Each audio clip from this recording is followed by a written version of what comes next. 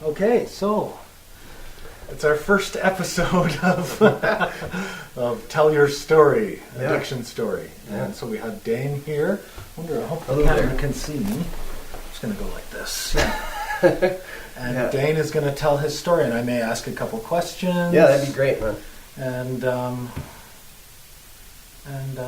so I guess just start with early life. Okay. And, Yeah, perfect. So first of all, I just want to say thank you to Skylar for inviting me to do this, and I've never done this before on video or anything like that, so it is a little bit overwhelming, but I know that the purpose behind it is pure and real, and for that I'm grateful. I know that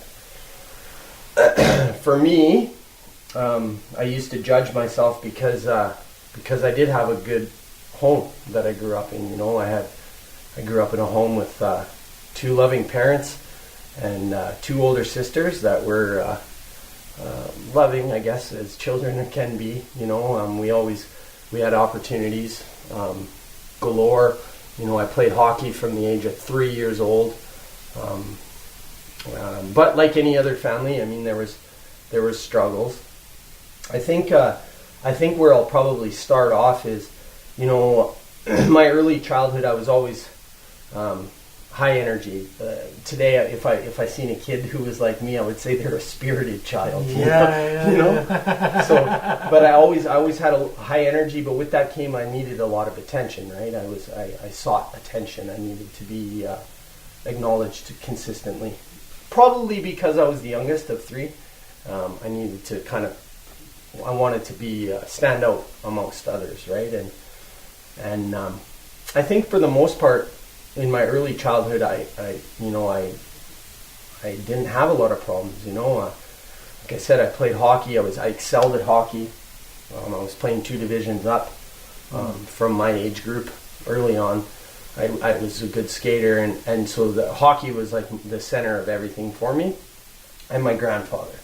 Both my parents worked, and my grandfather had MS, and I was his only grandson in the town that I grew up. So he was kind of a father figure for me. He was always there. He would take me hunting, and he taught me to play cribbage, and like he really taught me how to be a man. Right? He was the one who spent all the time to answer all those questions, and he really, you know, he filled that need of attention. So I guess where my story really starts when it comes to what we're talking about today is when I was 12 years old, he committed suicide. And that was, for me, that was probably the first time in my life where I felt alone, right? Because at that time, I'm 40, so at that time, it was 1991, and it was there wasn't a lot of talk in my town about counseling or like support or anything like that. It was just kind of, your grandfather was sick, move on kind of thing. And I remember just not really understanding why he did it. And like, I knew he had MS, I knew he was struggling and he had like mental health issues, but I just remember just not knowing why, right? And just looking to something to tell me why, right? And I never really could find that. Now, my parents raised me in a Christian home, and so I mean, we went to church on holidays, right? We did go we were supposed to go every Sunday. I went to Sunday school. My parents would be upstairs, and I would go to some of the services, but I never heard any of the messages, or to me, it didn't seem like it was. You know, God to me was just so distant. You know, it wasn't a relationship. It was distant, right? And so I remember just thinking, like, why am I here? I remember thinking that, like, at 13 years old, like, what's the purpose of all this? Like, after my grandpa died, right? And then a few months after that happened, I had a friend who was kind of, like, in my town, it was very cliquey, right? Like, so you were either in the in group or you were not in the in group, and it was a small community, so if you weren't in the in group, you were kind of like alone, right? And so friends at that time for me were very important, and I had this friend who he was friends with us, and then all of a sudden he started to not be friends with us, and you could just see him alone, and like would like show up, and I would always try to be as friendly as I could to him. However, there was this element of like if you were too nice to him, then you would be on the outs too, right? There was that fear always, right? Because it was the friends were like super important, and he committed suicide. So it was like within about 5 months of each other, you know, it was my grandpa and then it was him. And, you know, I think at that point I became extremely depressed, and you know, things that I enjoyed like hockey, I got cut from a team that I should have made a few months later, and like, so the things that were important to me started to just dwindle away, and I didn't find a lot of joy in things. I was sad all the time, sleeping all the time, and I remember wishing like that I was 40. And when I'm 40, I'm gonna have a wife and kids, and my life is gonna be amazing. You know, I'm just already starting in that fantasy world, right? Yeah. Living in that fantasy world, not in the present moment. Just looking for something other than where I was, right? Shortly after that, I found drugs. I found marijuana, right?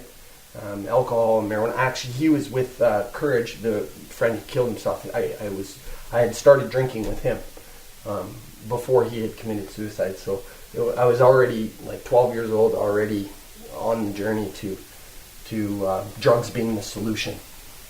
And I guess high school, I found marijuana, and it became the center of my life. All my friends were like, our life was about how much we could get, where we could get it, and how to get it, and using it, and getting more, right? And so that was high school for me. But I still was kind of living this life of like football and hockey, still trying to hold on to that part, but really not feeling a part of, and leaning more in the direction of this life over here. I guess short, and to like at that point in my life, that was no harm. Drugs were not, in my mind, in any way, shape, or form causing any harm in my life. It was to me, it was my solution, because I could control that, right? I could control how I felt. I knew that, you know, as long as I had a couple of tokes, I was good, you know. And it was shortly after I graduated high school. I moved to Edmonton right away with a friend. I lived in a small town just outside of Edmonton, and I just wanted to get out of that place, right? Because I thought that it was like North Battleford that was the problem.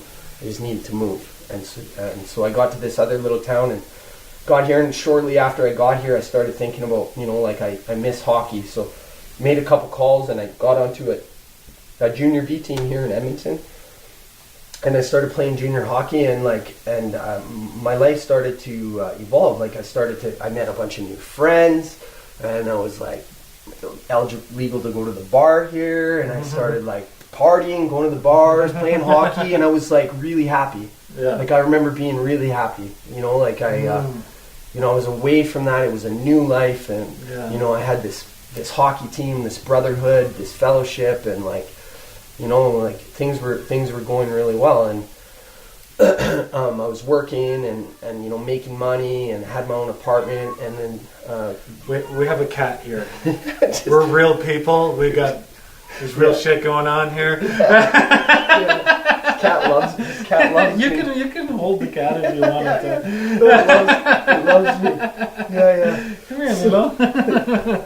So I was in Edmonton, and I was still living with that friend, and shortly, like into me living here with that friend, that relationship started to break down, because he felt like he was discluded from this new life, because I found it really easy to just like chameleon into new groups and new friends, and he was still at home all the time, like lonely, right? And I kind of left him behind, and so I ended up moving because I was living with him in an apartment. We'd got an apartment in Edmonton, and I moved out with him, and I moved in with a cousin here in Edmonton, and a couple other friends, playing hockey, and just kind of doing my thing, like being an adult, right? And so, I mean, at that point in my life, I didn't believe that I was smart enough to go to school. I thought that I was going to need to find a trade, but there was starting to be like, I was starting to notice that like the partying was creating somewhat of a problem for me. I would be like passed out on the bathroom floor and waking up late for work and stuff like that, right? And I lost my first job because of alcohol, and to me it was the job's fault. It always is, right? It wasn't my fault. Right? And my hockey team, I started to there started to be conflict there because of my drinking and because of my drugging, and I started to kind of just disassociate, eh? And so after that season, I moved back to North Battleford, and I started bartending in a local bar, and I met this friend of mine, Sheldon Porkanavi, and he was about 6 years older than me, and but this guy he was one of those guys that could bring you out of your shell, right? He had this positive attitude, and he believed in being self-made, and he was driven, and he had this personality about him that everybody wanted to be around him, and we became best friends, and he was the manager at the bar, and then we became inseparable, and we hung out all the time, and in that time, I just was bartending and having a really good time, and I was out of my shell, and I was back in North Battleford as a new person, and I had this drive, and I started DJing in a bar. Oh man! And I was playing music and bartending, and awesome. It was great, right? Life was I was on top of the world. I remember thinking to myself, these guys are crazy. They all go to work all week and come to the bar and pay. I'm just going to work in the bar. I don't have to worry about it because I drink for free, and my whole life is about bar, and I never miss work, and I did that for the summer, and then hockey season was starting again, so I was moving back to Edmonton, and I came back, and I had to get a normal job, and I was drinking all the time, and and it wasn't working out because I just lived that for the whole summer where I was making money to party, and I had lots of friends from my hometown, and I came to Edmonton again in a different mindset. I wasn't escaping this time. I was coming because I really wanted to play hockey, but it wasn't very long after I was here in that last season that I decided that this girl who I'd met in the summer, she was dating one of my friends, and she came down to Edmonton to visit, and I ended up going back with her. She lived in Regina, and so I just left. I got on a plane and I flew back to Regina and with her. And it was supposed to be for the weekend, and I ended up staying in Regina with her because I got a job in a bar in Regina. Oh. And it was called the Millennium Nightclub, and so I was bringing this because at that point in my life I felt like I was on fire. Anything I touched turned to gold. And, I went into this new club and I had all these ideas, and we were just making it work. And it's a brand new bar, is big, and they were just opening up, and so we put all these ideas to work, and things didn't, they weren't making the bills, and Sheldon was talking to me, and he's like, let's do it, let's open up our own bar. And so I was like, okay, let's do it. So he drove down to Regina and picked me up, and he had it all ready to go, and we opened up Gigo's Showtime, New Year's Eve 1998. And it was called Gigo's Showtime because it was get in and get out. That was Gigo's. Yeah, but our story was people would ask, who's Gigo? We would tell them that he was this rich dude who came down from Saskatoon with a limo and a bunch of girls, and wanted us to open up this bar for him. So it was, I realized at that point the power of humility. That's one thing Sheldon taught me, right? Is the totally. Power of humility. Is that people don't want you to be in the spotlight. No. But if you can somehow, create what you want to create and keep yourself out of the spotlight, you're going to be way more successful. Totally. And that's how it was. It was we always just shirked it. This isn't my bar, this is Gigo's bar. I'm just running it. High roller with a cigar. He just showed up and fucking gave this all to us. And exactly. It's exactly how we played it, right? And it worked so well, right? Because we were packed Wednesday to Saturday, packed bar, Wednesday to Saturday, and just two small town guys, right? And so the deal is that I was going to do all of the staffing and all the promotions and set up the bar, which I did, and he was going to run all the books and stuff, right? And it was maybe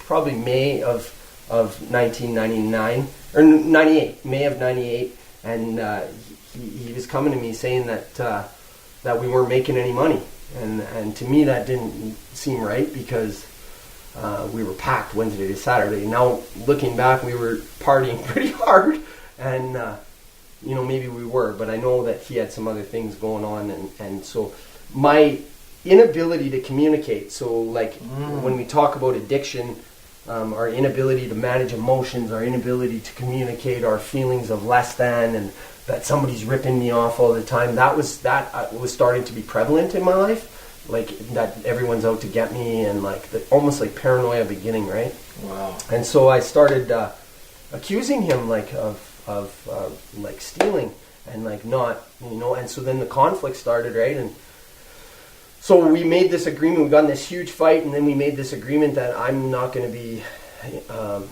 part owner anymore. I was going to just DJ 2 nights a week, and he was going to pay me $100 a night, and that was how it's going to be. And so I did that for like I think maybe a month or two, and it was just really difficult for me because it was like I felt like at that time that I was 20. That it was like that was my heart and soul. That was I created that. It was all about me, right? And so I was like very broken about that, and so I didn't want to be there anymore. And I was just looking for an out. And a guy came into the bar that night, and he was from Kelowna, and he grew up with me until we were 10, and then moved to Kelowna. And he was in the bar, and I just moved with him to Kelowna that night, just in the back of his truck. Drunk, $100 in my pocket that I made that night, a bag with a couple jeans and shirt, and hopefully in the summer, so you're not fucking freezing. Yeah, moved to Kelowna, and got to Kelowna. I was living with his family, and then right away I got a job in a exotic entertainment nightclub hotel, and they gave me a place to live. And now at that point I'd used hard drugs maybe twice. I'd used cocaine maybe twice. Yeah. But ephedrine was a major part of my addiction in the beginning. I would eat like 8 or 9 ephedrine pills so that I could drink, because I was never a drinker. Like I could never manage my alcohol, right? It was right from the minute I started drinking. I would drink to oblivion, and I would puke and pass out, and I had no control, eh? So I found means and ways to be able to participate in the social aspect of drinking, and yet still function, right? And so ephedrine was my thing, and then I found cocaine a couple times. I did it when I was in North Battleford, and when I moved into this new town, Kelowna, I got this job at this hotel, and there was a woman who worked there that she introduced me. She said, "Have you ever used cocaine?" And I said, "Yeah, once or twice." And that I remember that day clear as a bell, because from that day forward I never stopped using cocaine. I started that day and I didn't stop. And like when I first got to Kelowna, I remember like I would go cliff diving and hiking and like just loved the outside, and like and when I started that journey, it was like everything went out the window, and I was immediately like, I found, like, it was almost like I found what I was always looking for as a little kid. This is my solution, right? So that was that for. So I was there for about a year and a half, and there's a bunch of things that happened in that time. Like I started working for people and doing things that were less than legal.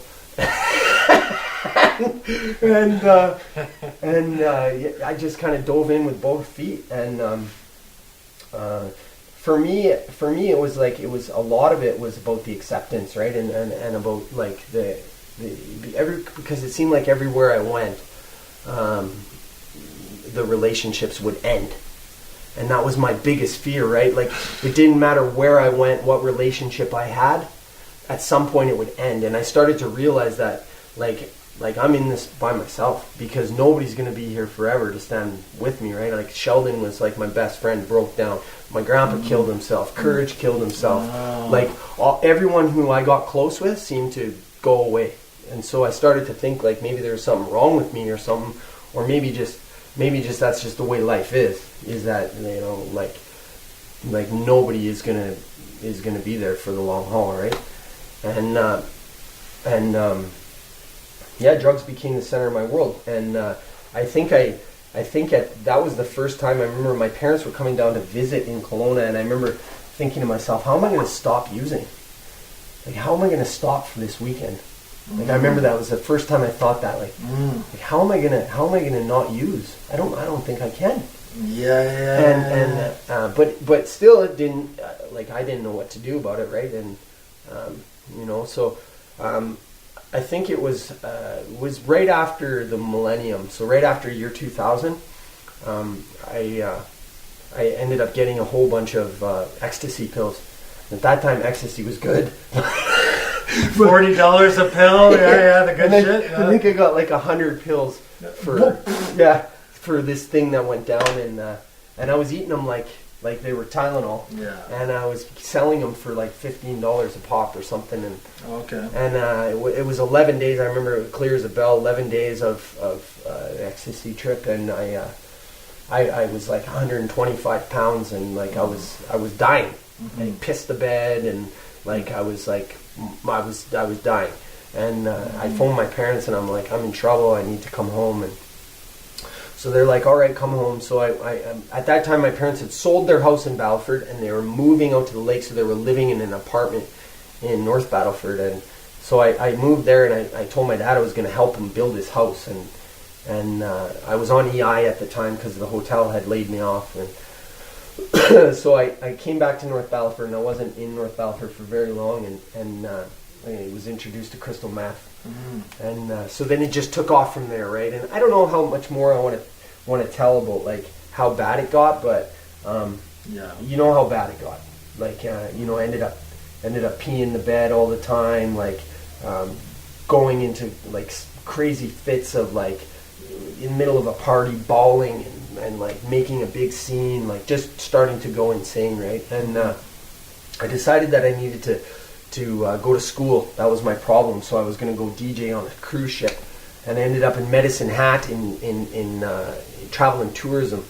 And the way that it worked for me is that I got there, I was planning on staying clean, I was planning on like kicking this addiction thing, and I was going to actually make something of my life. And I was in Medicine Hat for 2 weeks, and I moved in, went there really with nowhere to live, ended up living with a friend, sleeping on his couch for a bit while in school, and then finding this other guy who smoked crack, and moved in with him. and I had said I would never smoke crack. I had said I would never do that, and so there I was smoking crack. Right? Yeah, because it's from the club drugs to the street drugs. Right? Like, And 3 months later, I was in treatment for the first time. 2001. Wow. I ended up dropped out of school, in treatment, and for the first time, I started to understand what addiction was, and it made sense. And so I went through the treatment center, and I was all like hell bent on recovery, and I was gonna like do this thing, and it wasn't very long that my buddy from North Battleford called me. He said, let's throw this rock show. Let's throw this rock concert. So I was going to throw a rock concert. So then I was like, this is it, man. I'm going to make it. This is it. We're going to throw a rock show. So we had 18 bands, freestyle motocross, freestyle skateboarding. We bought a school bus, painted it up. The motorcyclers jumped over top of it. Fuck. Yeah, we had the Rascals as a headliner.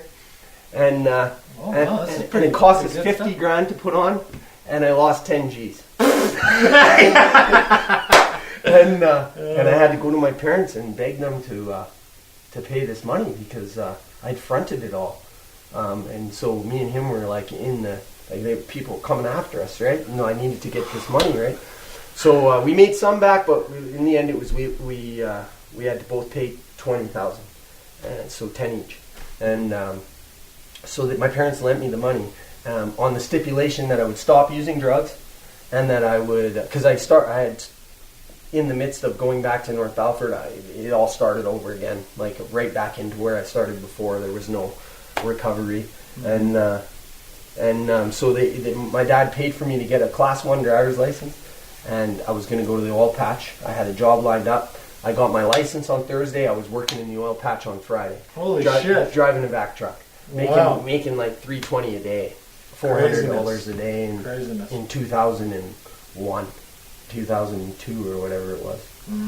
And so yeah, it would have been 2002. So my plan was I was going to work on the vac truck, and I was going to pay my parents back the money, and I was going to quit using. Well, you know how that goes, right? Yeah. So that wasn't working out for me, so I decided, well, it's just that I'm in a town. All I need to do is chase rigs. So I got a job back in Edmonton, working on a drilling rig. So if I could go out to the drilling rig, live on the drilling rig, then I wouldn't get any drugs, and I could control it that way. And you know how that goes. Yeah, I keep saying I know how that goes. But drugs somehow find a way to seep in the fucking cracks. Right. And so May 11th is my birthday. So May 11th, 2003. I ended up back in Edmonton, just blew up my boss's buoy pump, just blew up the truck, basically, because I was using, and ended up back in Edmonton on the south side at a drug house with a multi-million-dollar truck and trailer parked on the street for 3 days, and blew all the money that I made in those 3 days.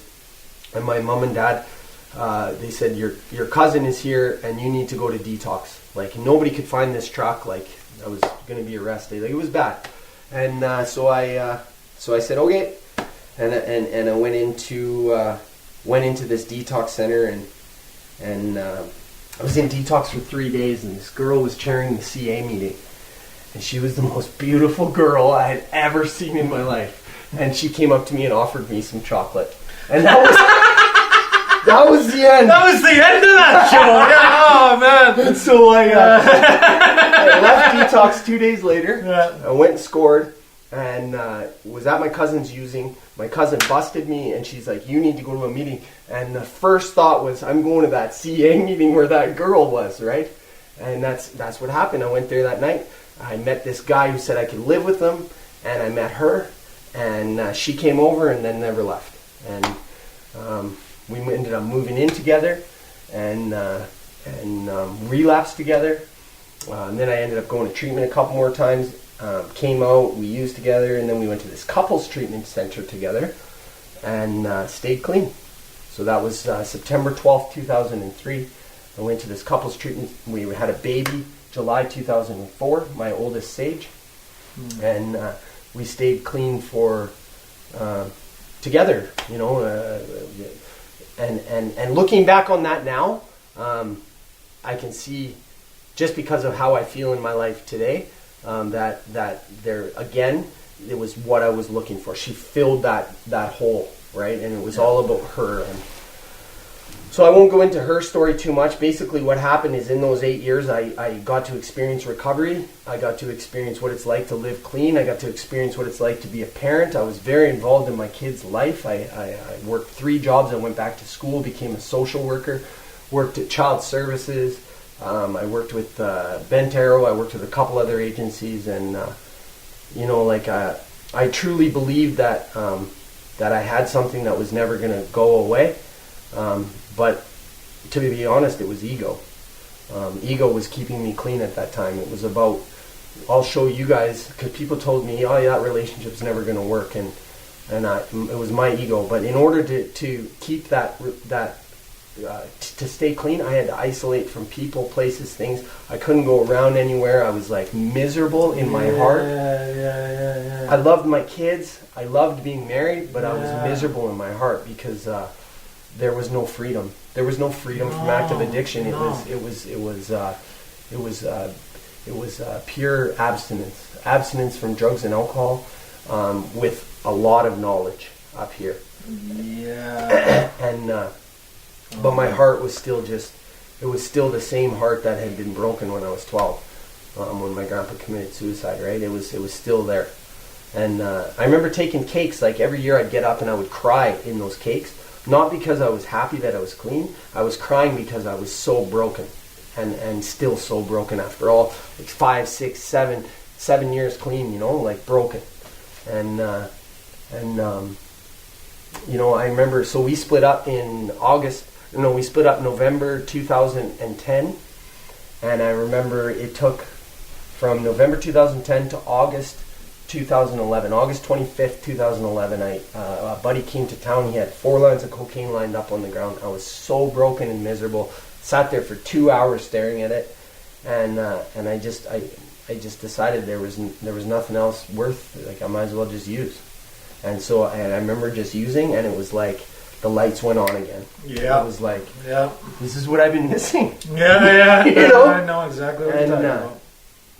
And so I mean, I could go on for a long time, because that was August 25th, 2011. Since that time, I've experienced homelessness. I was homeless on the streets for 5 months. My feet were so swollen that when I ended up going to a detox center, they were aghast when they took my socks off. Oh, really? And the smell was just horrible. You know, like I've eaten out of garbage cans. I've prostitution. Like I got addicted to heroin. I started using needles. Life just went downhill. And I had in that time, I've had Sheldon died in 2006. Flew out a window because he was drunk.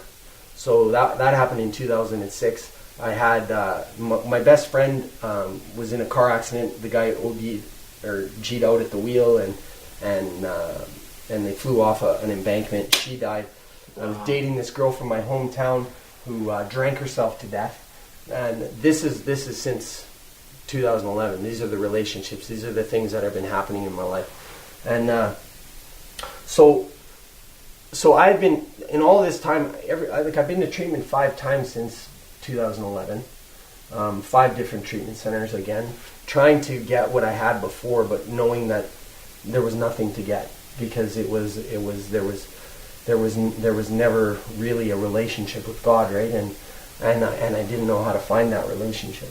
And so February of 2018, I decided that I'm not going to try anymore. Mm-hmm. And I found myself a really good connect, and I have a really good job right now. So I just decided that I was just going to work and go home and use every night, and that's what I did. I didn't go back to the heroin. I haven't used heroin since June of 2016 because it's too painful. But I did. I went back to the cocaine, and the heroin probably was coming down the way here. Yeah. But I'd given up. I just said enough's enough. I don't even care anymore, and just started using, going home every night, using, going to work, making it to work, using, making it to work, and was just, my heart was just basically just like a stone. I had no relationships. I'd cut everybody out of my life. I was walking dead. And then, so psychosis is a part of my story too. In these last years, like I've had some issues with psychosis where I thought that my kids were trapped inside of a restaurant, and I smashed the window, which I'm facing. I'm doing my time for now. I'm on probation and stuff, but I thought my kids were trapped inside of a restaurant. And that was quite the time. But the psychosis was like very prevalent. Every time that I would use, I'm an IV user, so every time I would use, the psychosis would come right away.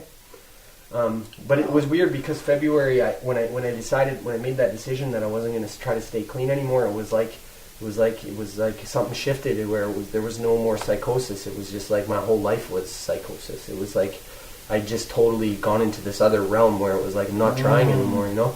And so, but these things started happening, and one of these things that happened was I was using, and things would start popping up on my phone, like And I wasn't a Christian. I went to this Christian treatment center in this time, but I was very much against the rules. I didn't like the rules. I believed in God, but I didn't think that God would want to like give me rules for some reason. But anyway, and I also had some really strong beliefs in other things, and I wasn't open to it. And I had a roommate who I was living with. I was in a recovery house, and I'm living with this guy, and I'm using in this recovery house, and he's seeing how miserable I am, and he's telling me about Christianity, and he keeps telling me that there's power in the Lord, and he tells me to read these chapters, and I'm like, that's great, I'm glad that works for you, but doesn't work for me. And so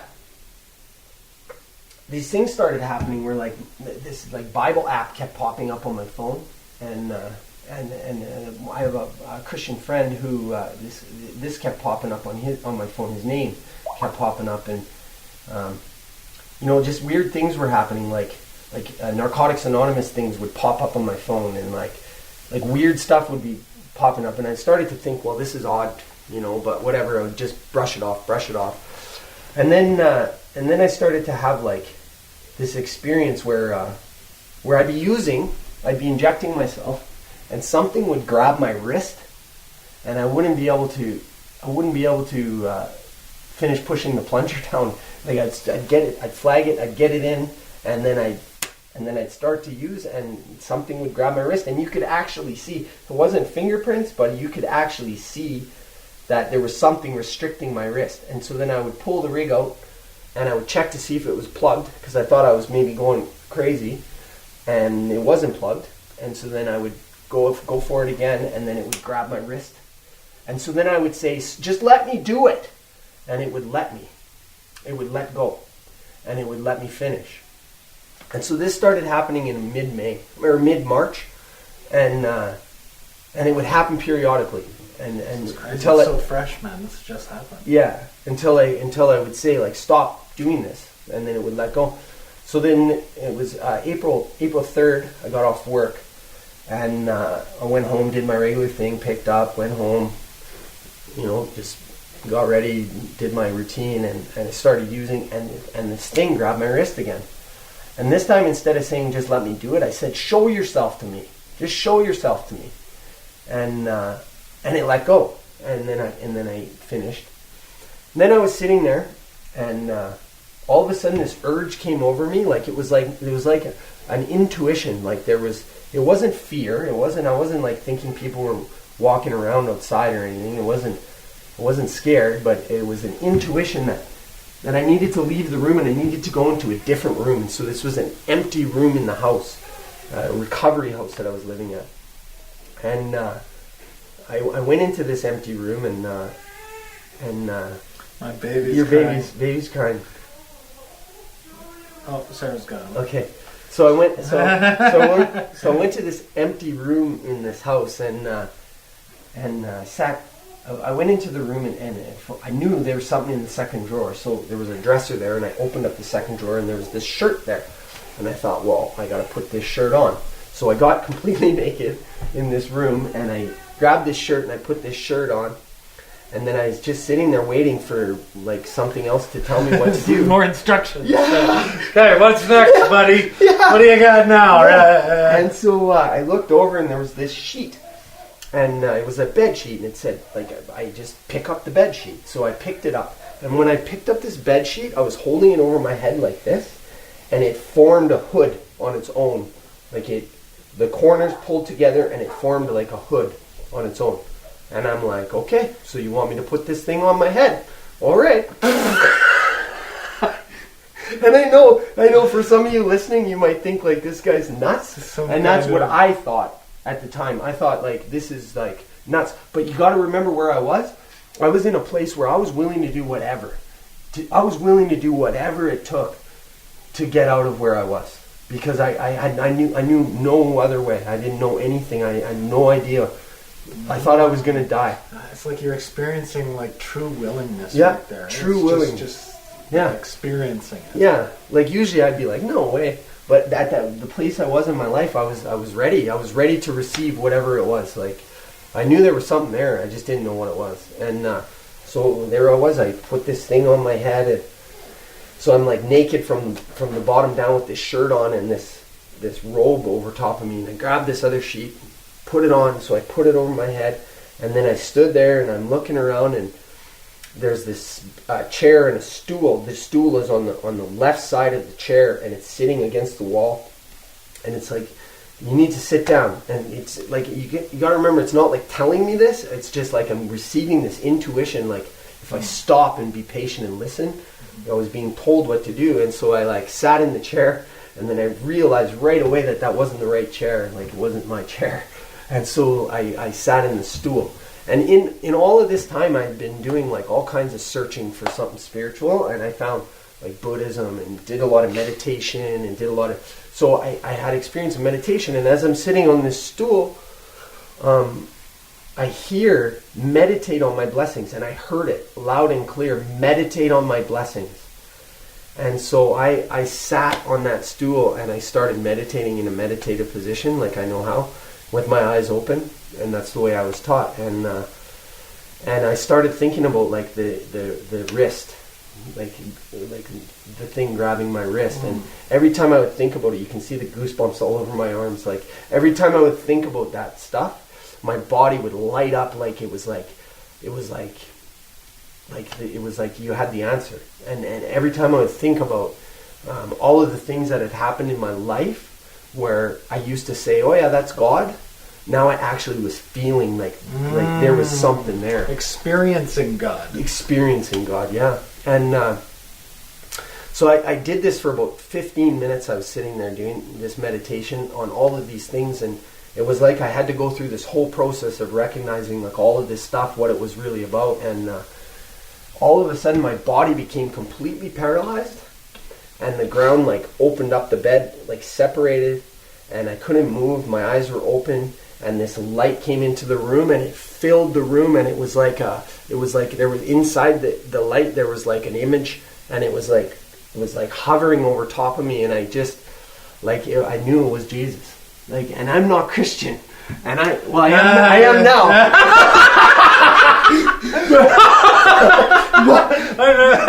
but at the time I wasn't, right? And it was just like this overwhelming knowing that it was Jesus. And at that point I thought I just OD'd. I'm dead. Like I just died. And then all of a sudden it just went, and it all went away.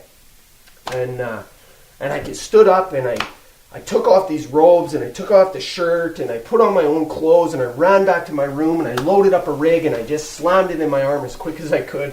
And spooky shit going on. Because at that point I was sick, eh? Like my only solution was drugs, and you didn't have the power to stop yet. No, I didn't. And but I knew that what I just seen was crazy, and so I went into my books, and I dug around, and I found a Bible that I had from Teen Challenge, and I'm like in disbelief, and I open up this Bible and I start reading, and I open it up to, I don't even remember which verse it was, and I looked for the verse. I haven't found it yet, but when I find it, I'll definitely keep it and maybe tattoo it on me or something. But it said to me, why do you not believe? Why do you doubt? Sorry, hold on a second. Sarah? We're filming an episode right now. Oh, sorry. That's awesome. And so it says, why do you not believe? Why do you doubt? I've shown myself to you, and you still don't believe.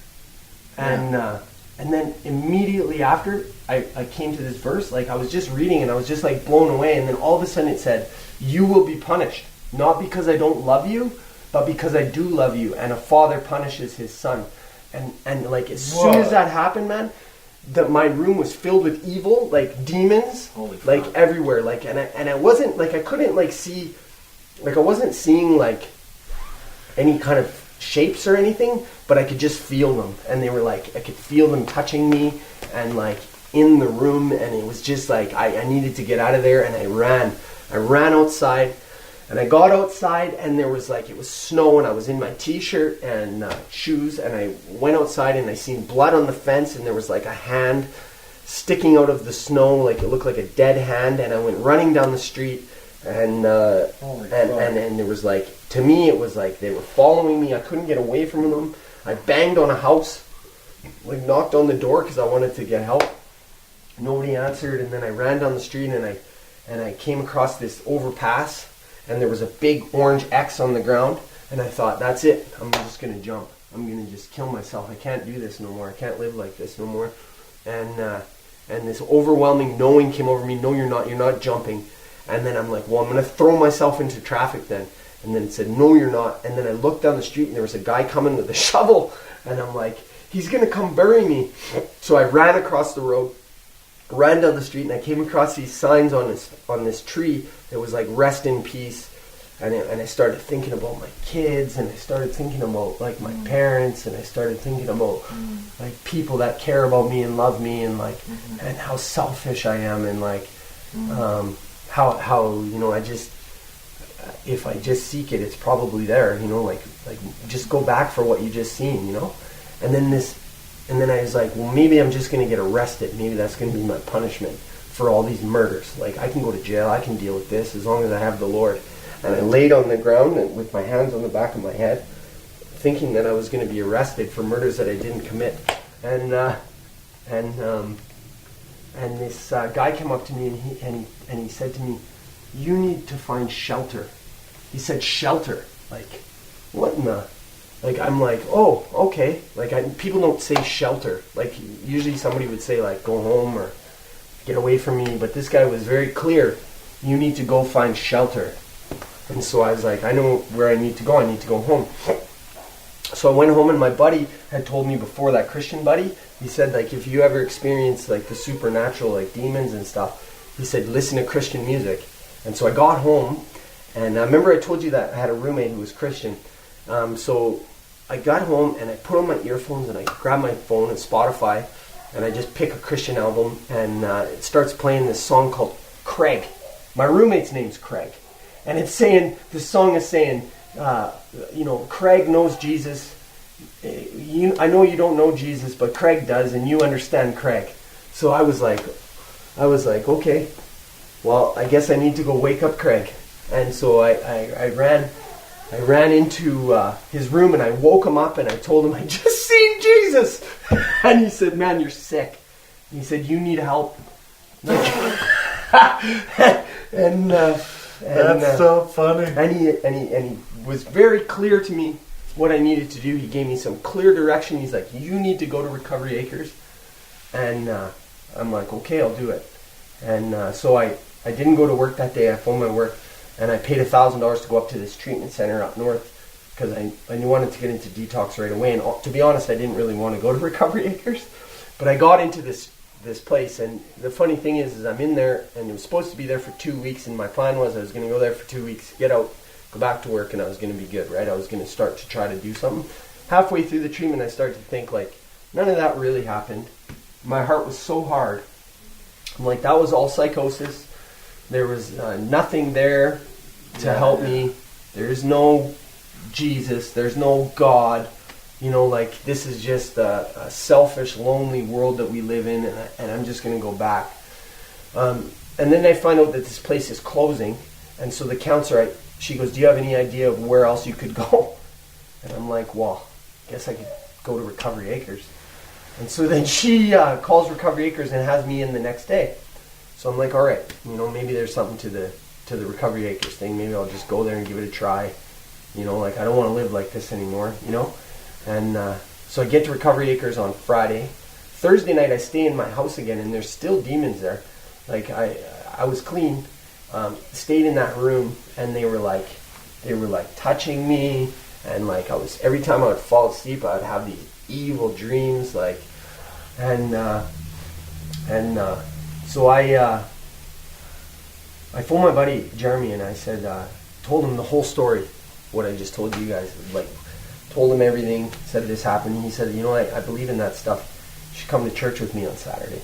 So I'm like, all right, I'll come. So I get into Recovery Acres Friday. Saturday I go to church with my buddy, and we go to the service, and the service is on doubt. And it starts, the pastor's just sharing on doubt. Now that verse that verse is he starts talking about the doubting, like, why do you doubt? I've shown myself. He starts saying that kind of stuff, right? And it's very similar to what I read in the Bible and what I was telling Jeremy about. And I told Jeremy the story, exactly how it happened, exactly how I told you guys. What you read in the Bible? That night when I read. That night you read a passage. Yeah, it said, why do you doubt?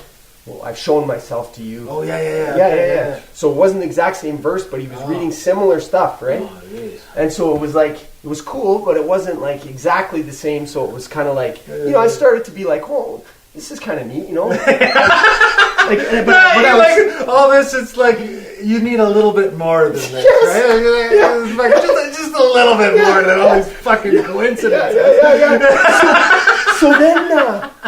So then he goes in, he starts sharing this story about this woman who, her husband's dying in the hospital. On the bed, he's dying, or he's sick, he has pneumonia. She doesn't want him to die. And all of a sudden, her body becomes paralyzed, and the room opens up, and this light fills the room, and she thinks it's death coming to get her husband, and she's saying, do not take him, you can't take him, you can't take him, with this light and this image, and she passes out. And the nurse wakes her up, and she tells the nurse what happened, goes to the pastor and starts talking to the pastor, and she says, death was coming to get my husband. And he said, no, death wasn't coming to get your husband. I think Jesus was coming to save your husband. And it was that moment that I was like, it was exactly the same, man. Exactly the same as what happened to me. And I was just like, at that point, I was just like, well, I believe, you got me, Yeah. And it was the craziest thing about that day is that immediately after that service, I wasn't resentful. I was no longer angry at my ex-wife. I was no longer feeling like I was alone. I was no longer scared. I was no longer filled with hate and like this ability to like have a relationship came back. I had like, all of a sudden I wanted to talk to people. All of a sudden it was just like this huge, like total shift that they talk about in the book, right? Happened. Yeah, like the Bill W. experience. Similar, where it was like a total change of consciousness. And I joined just a group after, and the coolest thing about this experience is the coolest thing and the hardest thing about this experience is that I wish that everybody could get it. And I wish that I could have got it a long time ago, but I know that I needed to be in that place, right? That place of where I was willing to do anything. I was willing to hear anything. I was willing to see anything. And I don't think if I wouldn't have had that experience, I don't think I would have lived much longer, right? And it's I feel really honored to have been given this chance and this opportunity to live this life. But knowing this now and having this experience, sometimes it comes with a responsibility, right? Yeah. And that responsibility to me is like, I used to look at people who talked about Jesus or talked about Christianity like they were like something wrong with them. Yeah, deep skepticism. Yeah, deep skepticism, and so I really try not to like push on my friends or like tell people, because everybody has their own journey. I just know in my heart that this is for me the only way, right? The only way. I've never ever felt like, even in those years clean, I felt connection to God. Absolutely. Like there was times when I felt God in my life, but never even close to the power of that connection that I feel today. Yeah. Like today, I can feel it just hearing you talk about it. I can feel it. And I can't explain it. And sometimes, like today, I was talking with a friend, and she's really struggling. And like I took her to church with me the other day, and she I don't know, whatever, something turned her off from it, and she said, I don't even want to talk to you because you're all Jesus-y. and it kind of like, it made me feel a little bit, in some ways, a little bit sad that it's like, well, I just want you to have this too, because I have so much freedom today. It's like, It's like it's unexplainable. But the thing that I do understand as well, like now when I read the literature, like I go to a 12-step fellowship, so when I read the literature from the 12-step fellowship, it's different. When I do my step work today, it's different. And I know that this relationship, what I do know is that this relationship takes work. It's like a relationship with like a friend or with like a sponsor. You know, before God for me was like this guy up in the sky who kind of watched over everything I did, and it was my responsibility to pray and kind of do this thing. Today, my relationship with him is a relationship. Like he's a person in my life. You know, that will never fail me. Like he's perfect. And it's the only relationship I've ever found, like that belief system that I had before, that I was going to walk in this world alone, is that I don't have to do that anymore. And like when we were talking yesterday, and I was talking about like writing step work. Today, my step work is not about, I don't write step work to stay clean because the obsession's gone. The need to use, the desire to use is gone. You're seeking God. Now I do that step work and I do that stuff because those are tools for me to build that relationship to Him, right? And I mean, and I couldn't never understand that before. I like I said, 2003 was when I first cleaned up, and so it's been 15 years of searching for something, and in my life today, you know, I have a freedom, right? And like, I mean, if you're out there, like you know, like putting this video on Facebook or whatever, and if you're out there and you're you know, like feeling that way, like if you're feeling alone, or if you're feeling like there's nobody there, He's there. And that's the coolest thing, is that like all you got to do is just look. You know, He's there. He was with me all along. I can look back now that my eyes have been opened. I can look back now and I can just see. I can. It's almost like I can see Him where He was at those times of my life when I really needed Him. Right? I just couldn't see Him. And I wasn't willing to let Him be there. Right? And so like I was baptized. I got to experience baptism. I've been participating in a group called Alpha, which is it's a Christian type group that you can go if you're wondering about Christ.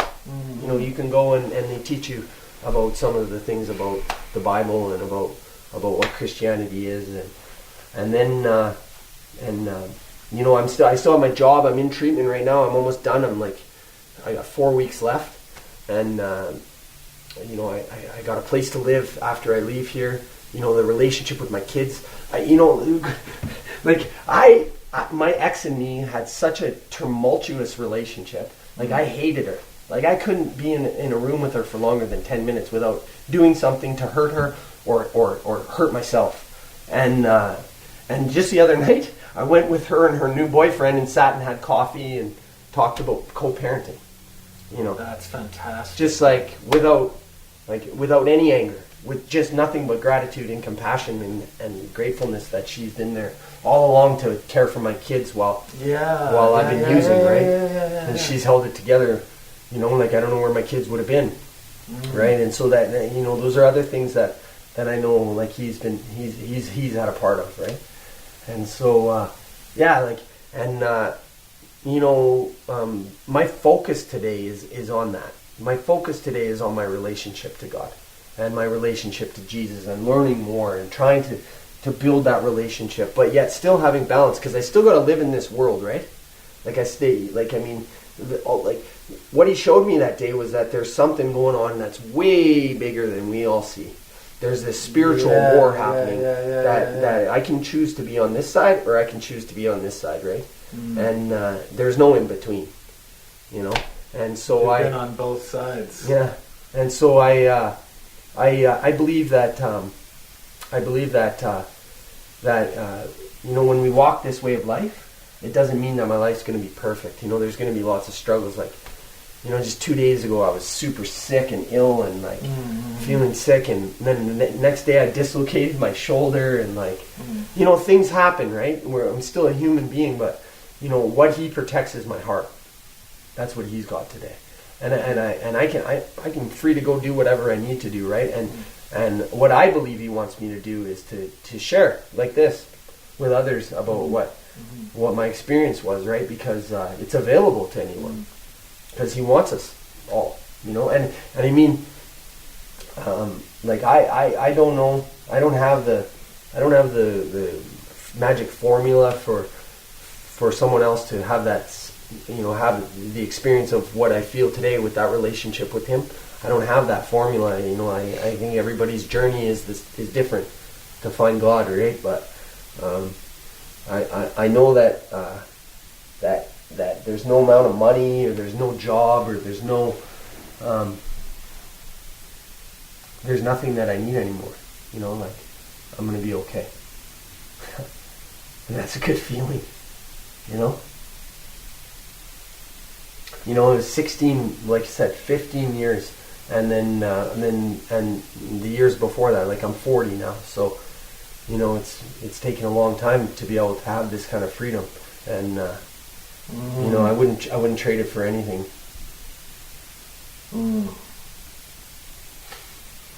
Wow, man. Yeah, I don't know. That's awesome. Yeah, well, I just that's fantastic. Thank you for sharing that. It's funny with me. It's like I'm on my way in that direction, but I don't have what you have yet, and I want it, you know. And it's almost like I sold my soul and I'm buying it back on layaway or some shit. Yeah. Just one meeting at a time. Yeah. Oh man, but no, it's like, it's funny because I'm a Buddhist. Yeah. But I believe you when you say that. You know, and it's like, and I also sometimes go to Christian churches. It's because I also subscribe to what they say too. Yeah. You know. And I like both of it, you know. Yeah. And but the experience, I guess, is just regardless of, for me. I mean, whatever words you use, I know the experience that you speak of, even just a little bit. Yeah. And I anyway, that's just very powerful. Yeah. Thanks for that, man. Yeah. I thank you. Thank you very much for inviting me to share. Like, I look forward to watching other people's videos on. I know. This is kind of a cool idea. I guess we'll see. Yeah. What's up? But we're going over time here. It's over an hour. But thank you for tuning in. WCATP.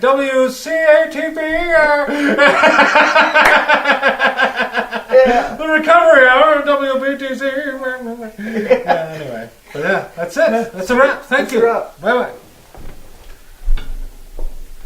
That's awesome. It worked, eh?